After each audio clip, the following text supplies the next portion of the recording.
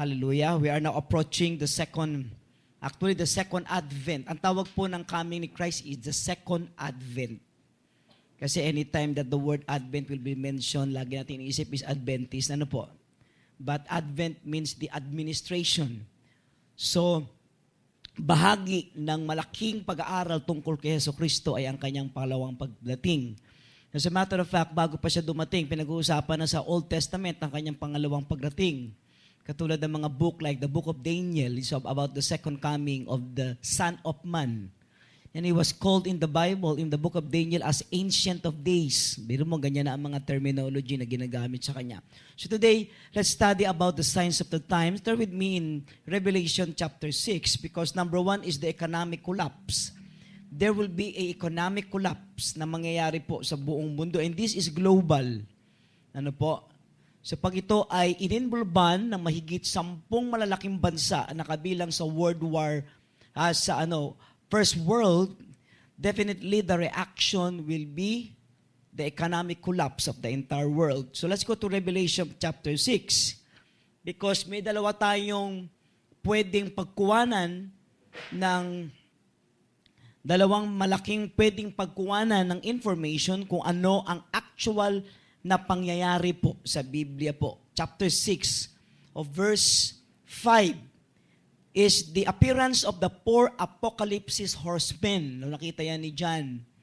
At nung makita ni John, nagbigay focus siya doon sa third horseman rider na ang kulay ng kabayo ay kulay black. So in-explain din niya kung ano ang meaning. Pero ganito ang nakita po niya. So turn with me. So go to your Bible. Turn with me in verse 5 of chapter 6. The opening of the 7 seals. 7 tatak yun, nasa manuscript, 7 tatak, binubuksan-buksan ni John. Not si John ang nagbubukas, ang Panginoon ang nagbubukas. So when the Lamb opened the 3rd seal, so I heard the 3rd living creature say, "Come." I looked, and there before me was a black horse. Its rider was holding a pair of scale in his hands. Meron isang timbangan sa kanyang kamay. And then I heard that sounded like a voice among the 4 living creatures saying, 6 pounds of barley for a day's wages, okay, and 2 pounds of wheat for a day's wages, and 6 pounds of barley for a day's wages, and do not damage the oil and the wine. So, ang trabaho ng 4 apocalyptic horsemen was to initiate judgment over all the earth. So one-third lahat po yan, ang tinatamaan pa niyan. But, ang sabi ni John, sabi niya, yung ika-third na rider, which is a black horse rider, sabi niya ganon, is ang dala-dala niya is timbangan, and that signifies the symbol of our economy. So there will be an economic collapse because yung maghapong paggawa, ang pwede lang niyang pakainin ay ang kanyang sarili para isumatotal po natin kung ano po nakita niya. So, yung economic collapse sa buong bansa is inevitable. Hindi natin na mapipigilan po yan.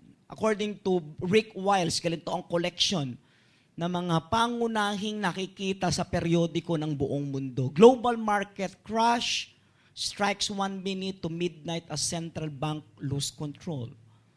So yung central bank ng buong mundo ay mawawala ng kontrol sa pagbaksak ng pananalapi. So this is the central bank of the world. Tapos another will be ito po, soaring US dollars pushes down global corporate dividends. Another will be US dollars might drop up to 20% after Fed hike. And IMF warns of disorderly correction if China reforms laws. China now is experiencing an economic collapse. At ang sabi po, nakita po nila, with China crash, Saudi Arabia hemorrhaging cash. Apektado ang Saudi Arabia. Kaya po, yung oil states burn billions as global axis of power shifts. So magugulat kayo that the oil-producing nations are now unloading bonds. Like Saudi Arabia now is borrowing money. Okay? So hindi na pwede magpautang ang China sapagkat wala rin silang pera. So the price oil has come down so much. Nung bumagsak ang presyo ng kalakaran ng langis sa buong mundo, ito na po ang nag-collapse sapagkat ang may hawak ng buong ekonomiya natin ay ang langis. And we call it langis black oil. Tapos bumaksak na siya. Siguro ang tanong po niyo, bakit hindi naranasan sa Pilipinas at bumababa lang ang langis natin? As a matter of fact, tumataas pa minsan. Hindi ko po maintindihan po yan. Iba ang economy ng Pilipinas eh. Okay, we have a different economy. Ano ko? At ang crisis po natin ay talagang sumadsad. Okay, as a matter of fact, sanay na tayo sa crisis. Tama po ba? Nandito ang sanay na sa crisis. Okay, di mo ako lang. Okay. But the price of oil has come down so much. So the global economy is reaching a hook. Meaning, ito po, tingnan po isa pong naka-post. Though death cross is a bearish omen for the stock market shutdown. So ano po ibig po sabihin nito? Investors, when tracking the financial charts, nakakakita sila of what they call death omen. May terminology sila eh. Okay? And they call it death omen. Yung death omen, yung black line, nagka-crash daw pababa. So pag may crash ng pagbaba ng linyang itim, sinasabi nila may death omen. So meaning, parang ipinapakita na ano ba ito nangyayari po sa ating buong ekonomiya? Ano po? At karamihan ng malalaking bansa ngayon ay walang control. Kaya nga yan salitang sovereign people ay hindi ho pwedeng gamitin sa isang bansang nagkukulaps. So isa sa pinakamalaking economic collapse na nangyari ay nung panahon ni FBR during the 90s. Sa ngayon po, mas triple po at quadruple po yun sa panahon po natin. So ano pong ibig sabihin? Meaning that this September, something huge will happen in the stock market. So this is a mega crash. So baksak ang China, at nakakagulat ang China sa pagbaksak ng kanyang ekonomiya, ang tendency nila ay mag-militarize. So nakikita ngayon ng UN na parang may mga movement ang mga ship niya, particular yung mga naval ship nila, na nakikita sa iba't ibang lugar na hindi naman dapat. Okay? Katulad ng isang balita na ang naval ship nila ay nakikita sa Alaska. Noong panahon ni Bush po yan, dalawang presidenteng Bush tayo, yung pangalawang Bush po, pag nakakita ka dyan, ambush po aabutin mo doon. Sapagkat napakatapang po ng presidente na yun. Hindi katulad ni Obama na hindi ho ganon. Okay? So pag nangyari yan, alam ng China kung saan, di ba? So kung mai-involve ang China sa militarization, ibig sabihin po niyan, magkakaroon at mag-a-usher at naghihintay tayo ng isang malaking gera. So anytime sasabog ang alitan between Israel and Russia, Israel and Iran, tapos nakakita tayo ulit ng active movement ng Russia, di po ba, sa kaso ng Iraq, na halos dalawang dekada na yung silensyo eh. So ngayon, ito na naman po sila. Because if you go to the book of Ezekiel, chapter 36, I think 36 or 37 or 38, may nakalagay dyan na nakita ni Ezekiel na isang malaking military band galing ng Russia, and the Bible called it Gog and Magog. And as described by Ezekiel, that Gog and Magog is from far north. Nung bumaksak ang communism sa Russia ng mga nakaraang dekada, sino mag-iisip na sila ngayon ay babangon ulit at nag-uumpisa ulit mag-militarize? Sa Makati, the moment there will be economic collapse, it will always followed by what? By a world war. So whether siya ay civil war or world war, magkasunod po siya. So parang ang nakikita ngayon nila, malaki ang magaganap po ngayon. Particular ngayong September, sapagkat sa September nagpo-full bloom ang lahat ng mga signs na nasa ere. Pangalawa is the issue of about blood moon, okay? Yung salitang blood moon, yung salitang yung salitang eclipse ay from the Greek word eclipsis. Literally means abandoned. Ang ibig po sabihin niya, abandon. So anytime na nag-a-appear ang mga heavenly signs like yan, blood moon, solar eclipse, or lunar eclipse, lagi nagbibigay po siya ng meaning, ng ibig sabihin po, hindi lang omen. Ang sabi niya ganun, there will be abandonment. So the question will be, anong abandonment? So pwedeng economic collapse. Abandonment yan. Okay? So, go to Acts chapter 2 verse 20. Tingnan natin mabuti. Ano ang role ng blood moon sa signs of the times? Acts 2:20, the sun will turn the dark to darkness and the moon to blood before the coming of the great and the dreadful day of the Lord. So the sun will turn to darkness, solar eclipse, tapos and the moon to blood. Lunar eclipse o blood moon before the coming of the great and the dreadful day of the Lord. So sinasabi ni Joel, sabi niya, bago dumating yung great, mega, and dreadful day of the Lord, sabi niya ganon, one sign, obvious, sabi niya ganon, there will be blood moon or solar eclipse. Okay? So, turn with me in Revelation 6:12-17. Ito rin ang nakita. Now remember na importanteng gawing kalendaryo si Juan because John, when he was banished in Patmos, was given the privilege to show what will happen in the end times. The end times was clearly showed before him. Kitang-kita niya yan para siya nanonood ng 4D na pelikula. At involved siya, nandun siya. Kukunin yung manuscript, aalamin, iiyak, andun siya eh. So hindi siya nanonood lang, kundi involved siya dun sa pelikula nung nakita po niya. So okay, tingnan natin. Sabi nito, Revelation 6:12, I watched he opened the sixth seal. There was great earthquake. The word great in Greek is mega. So there was a mega earthquake. So the sun turned black like sackcloth made up of goat hair. Lunar eclipse. The whole moon turned blood red. Total lunar eclipse. And the stars in the sky fell to earth. So dito mahirap na ako, maintindihan ko yung solar eclipse, yes, nangyayari siya. Naintindihan ko din yung blood moon, nangyayari din yan. But the stars in the sky fell to earth. So when you say stars in the sky fell to earth, the sun is the smallest stars in the entire universe, in the known universe. So how can, di ba, paano ang stars will fell on earth? So probably, John saw a meteor or a comet or an asteroid by using the word stars. So this is not a literal stars na super laki ng stars, but saying stars, so ang dami-dami niya. So mabigat, mahirap intindihin. So most probably this stars talks about asteroid or comet. Okay? Tignan natin. So in the sky fell on earth, as pigs drop from a fig tree when shaken by strong wind. Let's go to next verse. Next verse is, the heavens receded like a scroll being rolled up, and then every mountain and island was removed from its place.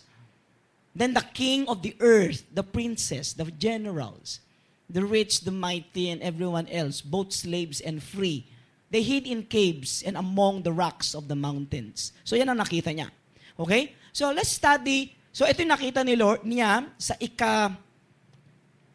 ika-anim na seal. Okay? So, let's talk about the last biblical tetrad. Now, siguro, hindi familiar yung salitang tetrad. Tetrad is the appearance of 4 na blood moon na umaabot ng 2 taon. That is tetrad. Sabihin ko, 4 na blood moon, nagsusunod-sunod po yan. Okay? Na halos umaabot ng 2 taon. So, meron po niya sa Bible. Okay? So, let's study about the last biblical tetrad. The four blood moon. Anytime that blood moon will appear in the heavenlies, lagi siya nagsaserve as signs of a world event. Like example, 1967 and 68 is the appearance of the blood moon. Okay? Blood moon yan. Di ba? 67. 1967, 68. Ayan. Okay? Nung panahon ng 1967, 68, may world event na nangyari because yung Jerusalem ay na-captured ng mga Israeli troop nung panahon ng 6-day war. Literal to, 6-day war. Umabot ng 6 na araw, ang pinakamaliit at pinakamaigsing gera na naitala sa kasaysayan, na naipanalo ng Israeli na makuha nilang makontrol ang Jerusalem. Okay? Bakit? First time nilang nakita yung Temple Mount at nakita ng Israel ang lugar kung saan nailagay ang templo ng Panginoon. Umabot ito ng 2,000 taon. For the first time, nakontrolado nila ang isang importanteng lokasyon sa kasaysayan ng paniniwalang Hudyo. World event. Okay? Tapos, 18 years earlier, another blood moon appeared, 1949, 1950. Why? Nung nag-appear yung blood moon dito, Israel, 1948-49, was declared as a nation after 2,500 years. So balik tayo ulit, atras tayo ng konti. Nung umalis ang Jewish nation sa Judah, tapos nag-went sila ng captivity under Babylon, that's 586 maybe BC, okay? Nung bumalik sila ng Israel, probinsya sila. Hindi sila na-recognize as a nation or as a country. So they became one of the provinces of Persia, of Babylon, of Medes, of the Grecian Empire. Naging probinsya sila under the Roman Empire. Hanggang sa matagal na panahon, naging probinsya na sila. First time. After 2,500 years after the appearance of the blood moon was the liberty of the nation Israel. And under Balfour Declaration, support tayo ng Great Britain, Israel now became a nation. As a matter of fact, ang Pilipinas ay bumoto. The second world event that took place 1949, nung nag-appear ang blood moon ng panahon na yan, okay? Apat yan, sunod-sunod na blood moon yan. 49 up to 50 was the discovery of the early manuscripts ng mga Bible called the Dead Sea Scroll. The Dead Sea Scroll was discovered. Noong araw, pag ginagawa ang Bible, ang gagawin nilang reference ng Bible, kukuha sila ng English translation ng mga 14, 15, 1600 na mga translator like William Tyndale. Kukunin nila si Tyndale, kukunin nila ito, kukunin nila si John Wycliffe. And then lalayo sila ng konti, kukuha sila ng version, ng Latin version ng isang Apostolic Church Father by the name of Vulgate, 400 AD. Tapos gagawa sila ng Bible. But under the discovery of what we call the Dead Sea discovery po, the Dead Sea Scroll discovery, hindi na. Bakit? Kasi first time na nahawakan ng lahat ng mga experts sa Bible na ang mga early manuscript ay nakuha dun sa kuweba na yon. Kailan nag-appear? 1949 to 1950. After the appearance of the blood moon. Balikan natin yung panahon ninyo. Okay, na hindi ko inabot yan. 1493 and 1494. Okay? Atrasan natin. Nag-appear din itong tinatawag na tetrad. Apat na succeeding na blood moon na nangyari po dyan. Okay? Because nung 1493 up to 1494, nag-appear ang blood moon, Columbus discovered America. World event. Tapos ang mga Hudyo sa Sicily, nung panahon ng Spanish Inquisition, ay pinaalis sa lahat ng domain ng mga Espanyol nung panahon na yon. At marami namatay. It was also a world event. Okay? So tatlong matitinding tetrad na sunod-sunod na blood moon, and then eto, yung appearance po nitong blood moon natin, September, ay pang-apat na blood moon na magkakasunod sa pang-apat na tetrad. Tatlo na yung minention ko kanina. Okay? So this is the last biblical blood moon. Ito ngayong September 28 natin. Because noong 2014, noong April 15, lumabas ang unang blood moon.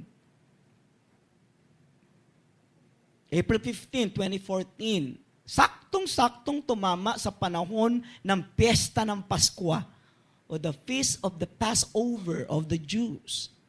The appearance of the first blood moon. After that, another blood moon appeared. 10/08/14, 2014 or October 8, 2014, pangalawang blood moon ang nag-appear. At nag-appear siya saktong-sakto sa panahong may piyesta ulit sa Israel. Ang tawag po nila yan, Sukot. Kaya pag nakakarinig kayo ng mga tao, Sukot ngayon. Ano yung Sukot? Sukot is the Feast of the Tabernacles. That is Sukot. Sa atin naman, pag meron kang dalang supot, tapos kinuha, mandurukot po yun, okay? So, iba, okay? So the blood moon, October 8, 25, Feast of Tabernacles, Sukkot, second blood moon appeared. And third blood moon appeared. April 4 again. Passover, Feast of Passover, 2015. And this is the last blood moon. It will appear September 28. Monday. Itong Monday, darating. Tama ba? Kumpitin yun. Monday ba? Monday. Mag-a-appear, pesta ulit ng Sukot. 9/28/15. Pero ang tawag po sa kanya is super blood moon. No question, bakit? Because the super blood moon that will appear September 28, 2015 will appear 90% larger and clearer. Mas malaki siya, mas malinaw. Again, I'll go back to the original meaning of eclipse because the word eclipse means abandoned. So experts believe that there will be a climate chaos beginning September 24 and 2015. So anong date na tayo ngayon? Lakasan niyo po, umuulan. 23. 20. Okay, praise God. So makakapag-laundry pa kayo. Okay, 24 ito, ha? 2015.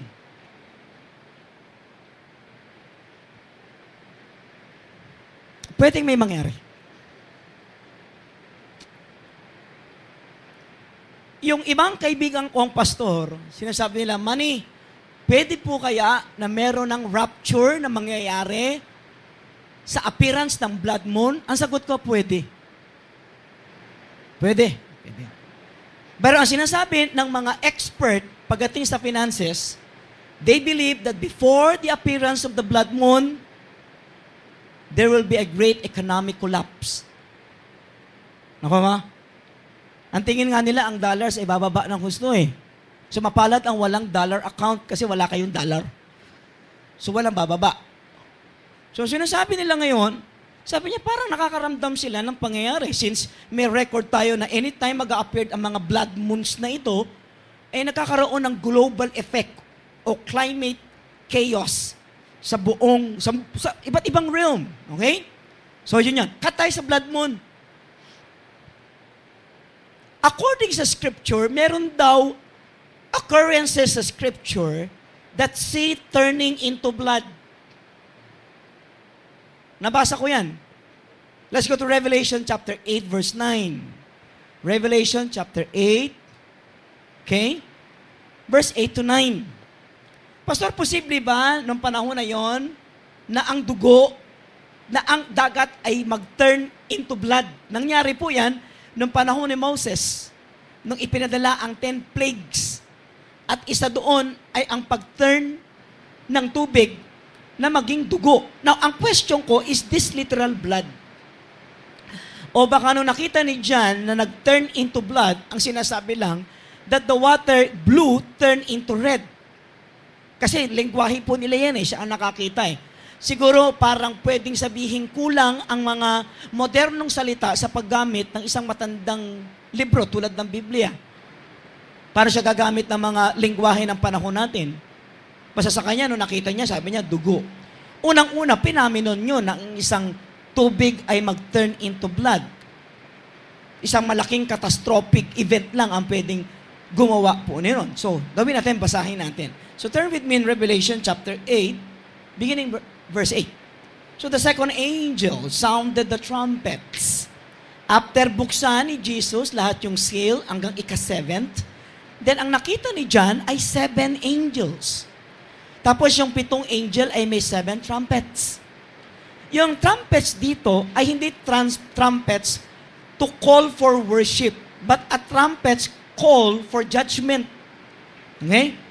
And so sabi niya, the second angel sounded his trumpet and something like a huge mountain, all ablaze, nasusunog yung bundok, was thrown into the sea. And a third of the sea turned into blood. A third of the living creatures in the sea died, and a third of the sheep were destroyed. Tuloy natin, ika-fourth, ika-third. The third angel sounded his trumpet, and a great star, no question, is this a literal star? Blazing like a torch, fell from the sky on the third of the river and on the spring of water. The name of the star is wormwood. A third of the water turns bitter, and many people died from the waters that had become bitter. So di ko alam ngayon kung this is literal star since meron siyang name. Pero ang tinamaan ng star, named wormwood, ay ang mga rivers, spring, nag-turn into bitter water. But balikan natin ulit, kasi ang sabi dito sa verse 8, I saw a huge mountain, all ablaze, was thrown into the sea. So nakakita siya ng huge mountain na bumaksak dito sa dagat. At ang sabi niya, the sea turned into blood. Okay? So yun po yun. So, ang unang-una kagad natin isipin, anong klase ito? Kasi if this is star, the sun is the smallest star. Hindi siya pwede maglaglag sa lupa. And so, we can say siguro na probably comet ito. Or kaya meteor na bumabagsak naman. Marami naman tayo occurrences ng mga meteor na bumabagsak sa panahon po natin. Di po ba? Or, pwede din po siyang asteroid. So, falling of asteroid will happen. Okay? So, ano po ang nakita po natin dito? Marami na bang bumabagsak sa ating meteor? Opo. Sapagkat yung meteor na bumaksak sa Russia, PEV-13, PEV-15, 2013, they call it the Chelyabinsk meteor, okay, with a speed of 19.6, 0.15 kilometer per second. Okay? That is 69,000 kilometer per hour or 40,000 mph. It quickly became a brilliant super bolide. Nung nakita yan, super liwanag, tapos tumama sa Russia. The light from the meteor was brighter than the sun, even at 100 kilometer distance. So some eyewitnesses also felt intense heat from the fireball nung bumaksak po siya. Nung tinrace nila at in-study nila yung pagkakabaksak nitong meteor nito sa Russia, ang equivalent impact approximately is 20 to 30 times more energy than was released from the atomic bomb na sumabog sa Hiroshima. Walang nakalagay dito kung gaano kalaki. Hindi nila sinabi. Pero may isang meteor na bumaksak sa Siberia noong 1908. Okay? At bumaksak ito sa Siberian forest. Ang nakakagulat kasi yung forest ay hilly. Ang ginawa po nitong meteor na to, pinatag niya yung buong Siberian forest. So 50 to 100 meters ang size. Sa iba, ayon sa pag-aaral nila, umaabot ng 60 meters ang size ng meteor. Dalawa nito, mula doon hanggang dito po. 3 po nito. Kalaki yung meteor. Yet, pinalaten niya ang mga forest sa Siberia. As a matter of fact, merong mga meteor na bumabaksak na kasing laki lang ng ulo ng tao. Yet, ang impact na ginagawa nila at nagawa nila ay napakalaking damage. Now, according to John, ang nakita niyang meteor ay sabi niya, is like of a huge mountain. As a matter of fact, ang NASA po ngayon ay nag-a-anticipate ng isang malaking meteor na babaksak sa mundo. At yung asteroid sa Revelation ay halos kasing laki ng description na sinasabi po ng NASA. So the asteroid na ina-anticipate ng NASA ay may 2.5 miles ang laki na halos kasing laki ng Mount Everest. It's too big. Na kung gaano anong speed niya, I don't know. Now, even if it broke up when he got into our atmosphere, it will make a mass damage. Kaya lately, may mga test firing ang mga bansa Tingnan niyo po itong isang ito, ang appearance at paglitaw ng mga nuclear weapons po. Pakita natin yung mga nuclear weapons. Ang dami ng bansa na gumagawa ng mga nuclear weapons sa panahon po natin. Okay? And according to our new report from the Scotland International Peace Institute, nagulat sila because 9 na bansa ang involved sa pagkikreate ng nuclear weapons. United States, Russia, United Kingdom, France, China, India, Pakistan, Israel. Of course, alam natin, pinakamalapit sa atin, North Korea. 9 nations. This 9 nation possesses approximately 16,300 nuclear weapons in total as of July 1914. Today, hindi na po natin alam kung ilan yan. So question, 2 teorya pwede natin pag-isipan. Pwede kayang gamitin nila ang nuclear weapon para mag-create at mag-start ang nuclear war? I-usher ang World War III? The answer is pwede. But second, pwede kaya ang nuclear weapon ay hinahanda ng mga bansang tatamaan ng asteroid? Pwede din. So mga kapatid, hindi naman binibigay sa atin lahat ng balita because any reaction ng mga bansa sa pangit ng balita ay nagpapabaksak ng ekonomiya ng bansa. Kasi sa atin nga lang, mayroon lang mamasa pa na babaksak ng piso eh. Hindi po ba? May gera lang sa Middle East, babaksan na yung piso natin. So any bad news, nagre-react na agad ang ating ekonomiya. And so ang tanong natin, pwede ba na ang World War III ay mangyari since merong alitan ngayon na malaki ang Iran at ang Israel?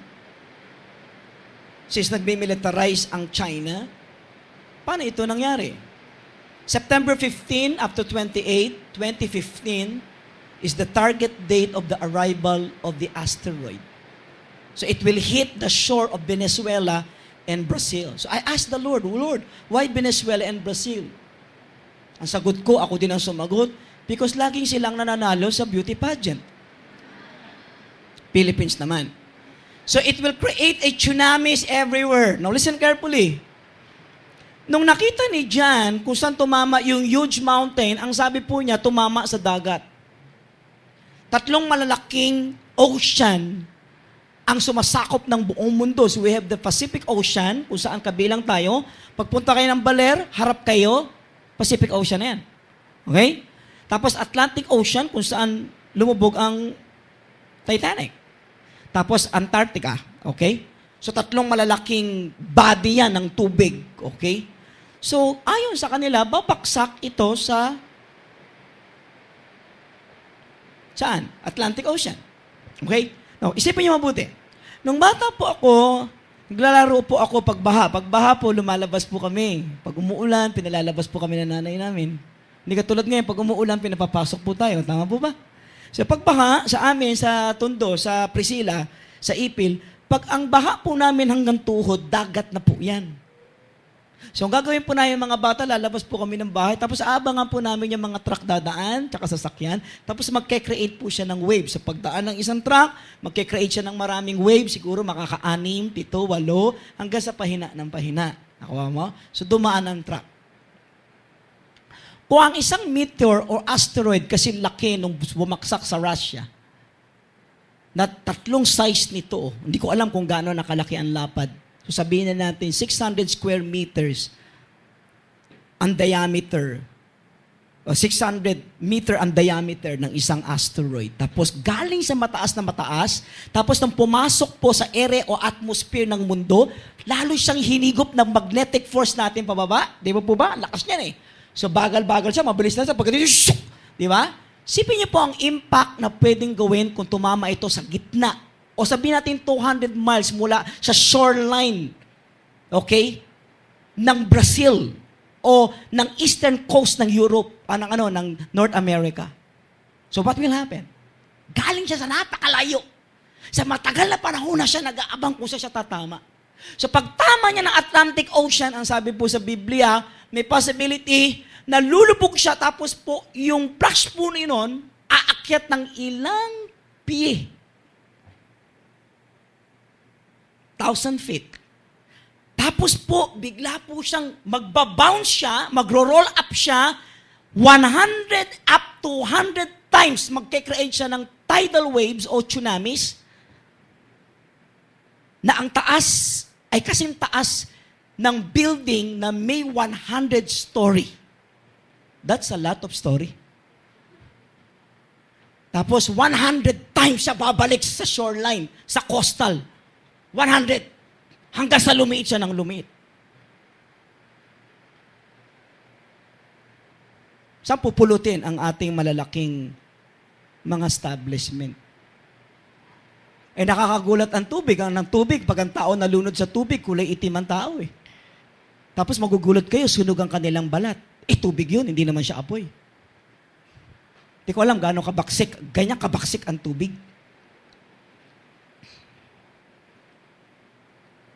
Remember that meter, the size is the size, okay? Pag bumaksak sa mundo ang mga debris ng asteroid, comet, laki yan, maraming mga earthquake activities. Para bang bago siya bumaksak, parang nanginginig na yung buong mundo na nagre-react na may babaksak, parang ganyan. Parang halos simultaneous yan. O kaya nagbibigay siya ng warning, sabay babaksak siya na ganyan. Laging ganyan. So nagkakaroon ng more volcanic activity. Kaya since 2010, ang dami-dami natin volcanic activity and it has increased by 200%. Kaya kapag may ganyang heavenly body that will hit the earth, before it will hit the earth, we will have an increase of magnetic activities, earthquake, volcanic eruption, and so forth. So para nag-react ang buong mundo, nag-a-alarm na sinasabi niyang, pambira, sasabog na ako. And according to Dr. David Morrison, Director of Space, NASA Ames, this comet is expected September 15 to 28 na magfo-fall under the last blood moon. It will hit 200 miles off the shore of Venezuela and Brazil. And so there is a possibility that mankind will be wiped out by that impact. Nung pinag-aaralan ko sa Bible, since angel ang nag-blow ng trumpet, sabi ko baka yung angel din na nag-itcha nung asteroid. So pwede din ba ang angel utusan sa pangalan ng Panginoong alisin sa atin? May sagot ako. Are you interested with my answer? I don't know. Di natin alam. Number 4 is the earthquake. From the mouth of the Savior and the Messiah, nations will rise against nation, and kingdom against kingdom. There will be famines and earthquakes in various places. Matthew 24:7 to 8. Kaya po, as of June 2015 lang po, June 2015, 1 month, there were around 2,700 occurrences po ng earthquakes. Yan na po ang average na numero ng mga earthquakes occurrences natin global. The last record na ipinakita ko sa inyo, I reported to you from 2012 up to 2013, is around 27,036 earthquakes po. 1 year. Yung pong fault line na problema po natin, as a matter of fact, ang dami na pong invitation na ko, okay, pati sa mga government agencies, para mag-training kung ano ang reaksyon natin sa malaking damage ng fault line. Sapagkat ang dami-dami pong fault line sa buong mundo. At isa dito ay ang sarili nating fault line. At according sa PBOX po, expected around 34,000 dead people after that 7.2 earthquake na mangyayari po dahil po sa hinihingi ng fault line natin. At according to them, 100,000 na tao po ang injured sa earthquake na ina-anticipate ng Metro Manila. 13% ng ating residential po will collapse. That is according to CNN report and according to some expert po ng mga Pilipino. So what does it mean? Ano po pinapakita rito? Things to do. Pastor Manny, anong kailangan natin gawin? Ibig sabihin nito, hindi na ako gagawa, hindi na ako magtatrabaho. No. Di ba? Ang sinasabi lang natin, magkakaroon ng increase ng awareness sa mga end-time believers. Because God wants us not only to be a normal believers. We are supposed to be end-time believers. Kaya pag pinag-aralan mo ang Bible, the reason why the church and the gospel increased rapidly during the days of the apostles, because they were end-time believers. They were end-time believers. So there are things to do. Anong dapat natin gawin bilang believers? Number one, physical. Let's go to physical. Stay away from the coastline and look for a place, a shelter, where you can secure your family. So huwag kayong tumira sa mga malapit sa mga shoreline, sa mga coastal, ano na yan, mapalad ng mga squatter na nasa ilog, dun tayo. Walang tidal wave dun. Okay? So stay away from the coastline. Number two, store water, food, seed, and make sure of your family's safety. So ngayon pa lang, hindi naman masama na. Ang grocery mo ngayon, dating 3,000, hindi gawin mo 12,000. Yan kung may pera ka. 12,000 na, di po ba? Mimili ka ng ganito, di ba? Because this will not be a 3-day event. It will be a extension level event. Grabe to. Ang maganda nga sana, ma-rapture na tayo lahat. Ang hindi nag-amen, hindi kasama. Humabol pa. Amen lang, hindi na nyo ako mabigyan ng amen. So this is not, okay? So buy a rope, life vest, flashlights, lahat yan solar, gawin mo, gasoline, salbabida. Turuan mo yung asawa mong lumangoy, sweetheart, lumangoy ka. Physical, hindi masama. Paano to? Nagwo-work ako, the end time na, hinto ko na. No! Live a normal life. Pero dapat meron kang sense of urgency. Maganda. Kaya lang, hindi lang to physical. Because merong spiritual aspect ang preparation. So let's go to spiritual. 2 Peter 3:10. But the day of the Lord will come like a thief. The heavens will disappear. A question, ang langit ba mawawala? Actually, ang ibig sabihin ni ibig sabihin ni Peter, mawawala sa tingin mo. Naalala ko yung pagbaksak ng ashfall nung 90s, nasa Makati ako nagpapastoron, tinakpan ng ashfall ng pinatubo ang buong Metro Manila. Yung tsunamis pa lang, talagang isipin mo ang reaction nun at yung impact. Okay? So, heavens will disappear with a roar. The elements will be destroyed by fire. And the earth, everything done in it will be laid bare. Ano siya? Matutuklap siya, malalantad siya. So sabi ni Peter. So nakita ni Peter, siguro ibang dimension, so ibang realm niya nakita, iba yung pagkakakita ni John, pero nagko-complement both yung nakita nila, ano? Pero nakikita niya, sabi niya, the earth will be laid bare. The heavenly bodies will be melted away. So para siya natutunaw na plastic na tumutulo sa mundo. Yun ang description niya. And so, hindi lang, ang maganda kay Peter, hindi lang siya nag-provide ng actual kung ano ang mangyayari sa end times. Eschatological din pala yung Peter, ano? But ang sinasabi niya, nag-provide si Peter ng proper o tamang attitude ng mga believers.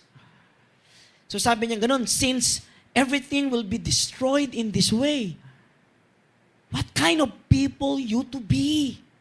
So ang ginawa niya, sinabi niya ganun, eto kayo dapat. Hindi sinabing, eto dapat ang gawin nyo. Sabi niya, eto kayo dapat. Eto kayo. Sabi niya ganun. Because the moment sinunod nyo ito, sabi niya ganun, grabe ang mangyayari sa inyo. So ano yun? And then he continues, sabi niya, you ought to live a holy and godly lives. So live a holy and godly life. We are now living in a selfie generation where all believers and non-believers, di ba, ay nag-e-express na kanilang selfie na indulgences ng sarili nila sa FB. To the point na hindi sila nag-iisip kung ano nilalagay nila. And sad to say, even believers ay nahuhuk ng galinto. So how to prepare for the second coming? Stop being selfish. Be selfless.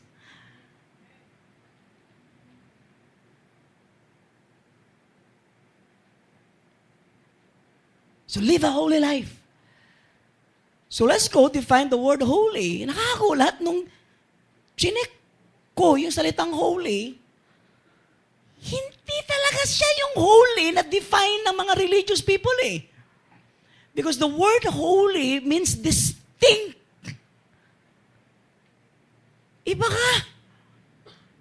So sinasabi ni Paul, sinasabi ni Peter, sabi niya believers, ang mga believers, sabi niya ganon, ay dapat maging distinct. That word distinct was also used by Malachi. There will be a distinction between yan. Sabi niya ganon.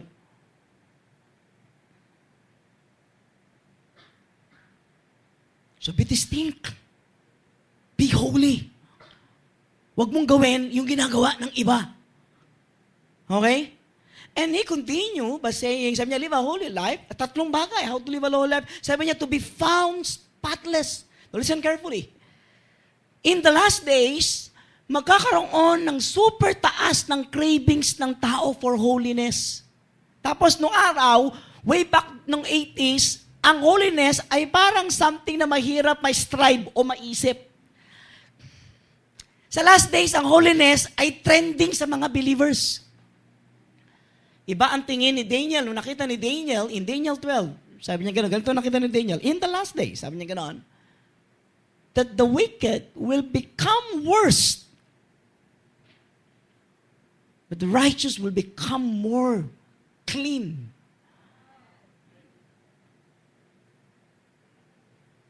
Jawab ba kayo?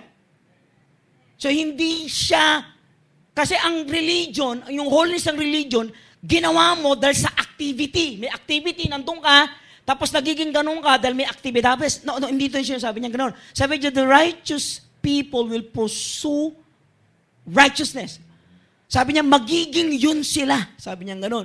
So, magkakaroon ng super taas ng kapal ng Holy Spirit sa buhay ng mga Kristiyano. To the point na mararanasan ng mga Kristiyanong mamuhay ng super linis sa isip, sa salita at sa gawa. Na mararanasan niya. Papaano siya lalaya. Why? Now, kung galinto ang kapaligiran mo, kung nagkakaroon ng economic collapse, lahat nawawasak na, problema lang naman natin sa kasalanan. The sting of sin is in our personal cravings. Right? Wala nang pera eh. Paano ka mag-crave? Paano ka makikipag-sexual intercourse sa mga taong sinusunog ang katawan? Kaya ang sabi ni Peter, sabi niya that he who suffer in his body is done with sin. Kaya pag nakita mo, nagkakasakit ka, wala kang kaplano-plano magkasala. Sa mga tropa, pag nagkakasakit ka, talagang malapit ka na kay Lord eh. Kaya minsan, may mga Kristiyanong kailangan magkasakit eh. Sapagkat pag nagkakasakit, natatauhan eh. Problema pag gumagaling, bumabalik ulit.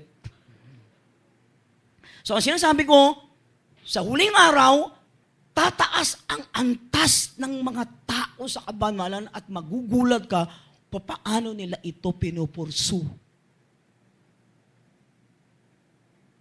Kasi mamahalin talaga nila si Lord. Mag-i-increase yung love ng tao kay Lord na hindi nangyari sa kanilang buhay. Yung cravings for the Word of God ay lalong mag-i-intensify. Na yun ang hahanapin niya.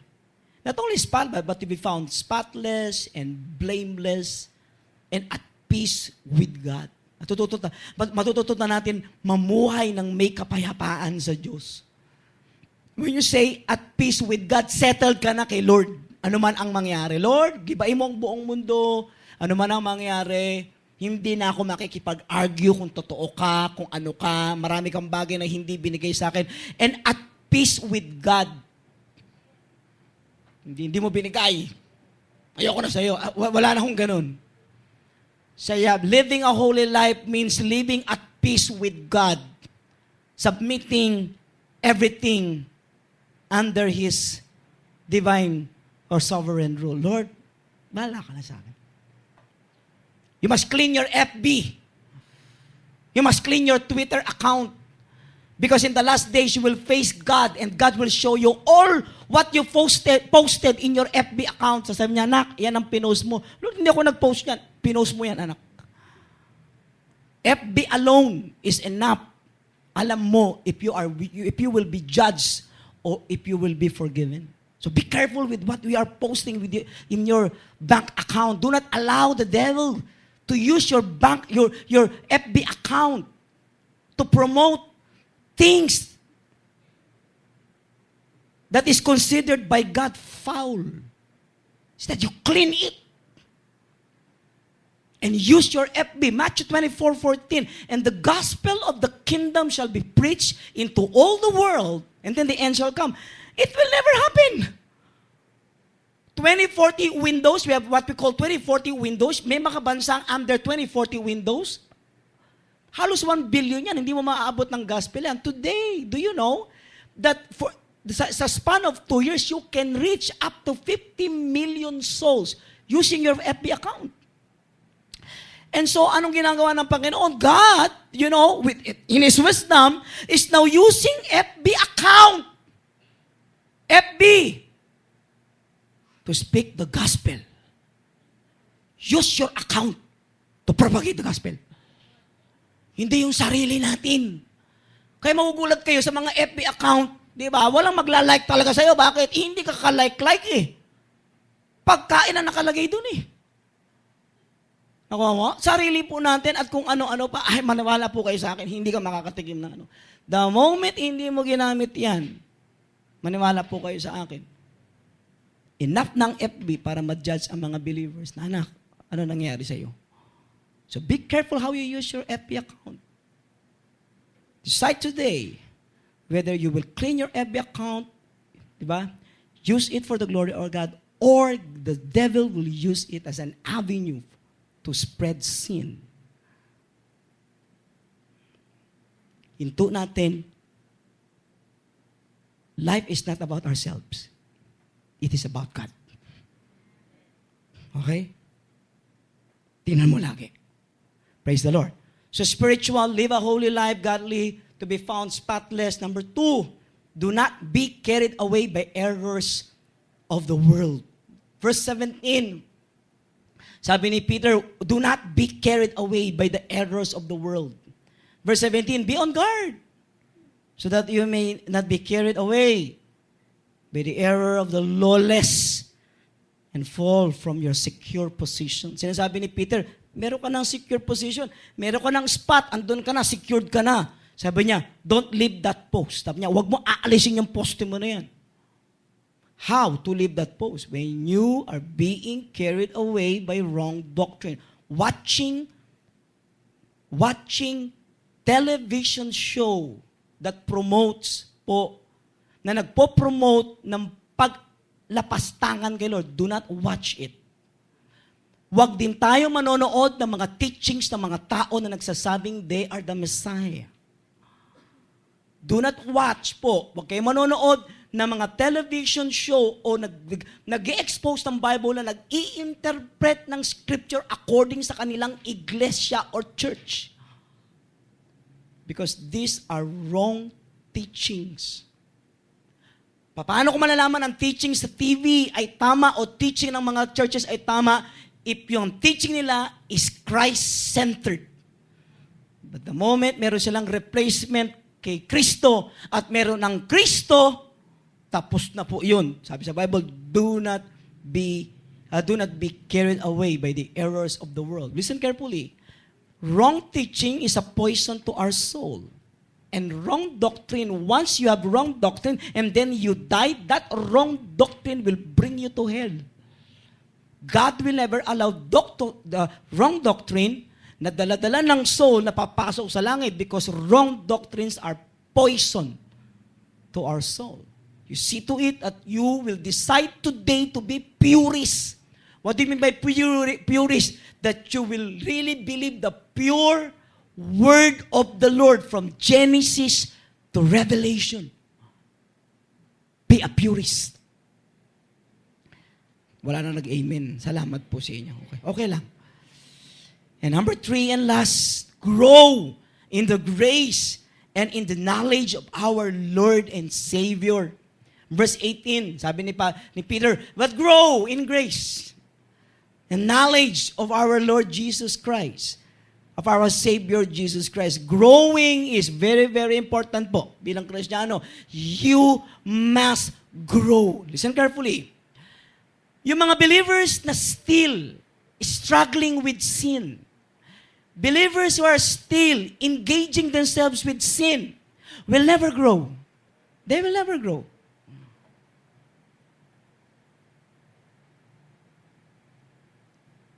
Hindi po tayo, wala pong Christian na perfect, but most ng Christian may na-overcome sila yearly ng kanilang mga mistakes, ng kanilang mga weaknesses. And so sinasabi ni Paul dito, sinasabi ni Peter dito, but you grow. Grow in what? Grow in the grace. So sa huling araw, yung grace ni Lord, super tataas talaga siya. So what is God's grace? God's enabling power. Mararanasan ng mga believer yung kapangyarihan ng Panginoon. To the max. Sabay yan, habang nag-escalate ang satanic activity sa buong mundo, super lakas ng biyaya ng Diyos. At yung biyaya na yun is God's enabling power. So there will be signs and wonders, di ba, na ginagawa ng mga demonyo, tapos there will be great signs and wonders na ginagawa ng mga tao under the grace of the Lord. Dream for that. So be strong in the grace of the Lord. Grow in the grace of the Lord. Grow under the favor of God. Under the beauty of God. Grace is beauty of God. Hayaan mong masaturate ka nung ganda ng Diyos sa buhay mo. Para kahit hindi ka masyadong kagandahan, enough na yung ganda ni Lord. Maganda ka. Sabi mo sa katabi mo, maganda ka. Eh, lalaki naman yan, gwapo ka, sabi mo sa kanya. So, but grow in the grace. Not only in the grace, but you grow in the knowledge of our Lord and Savior, Jesus Christ.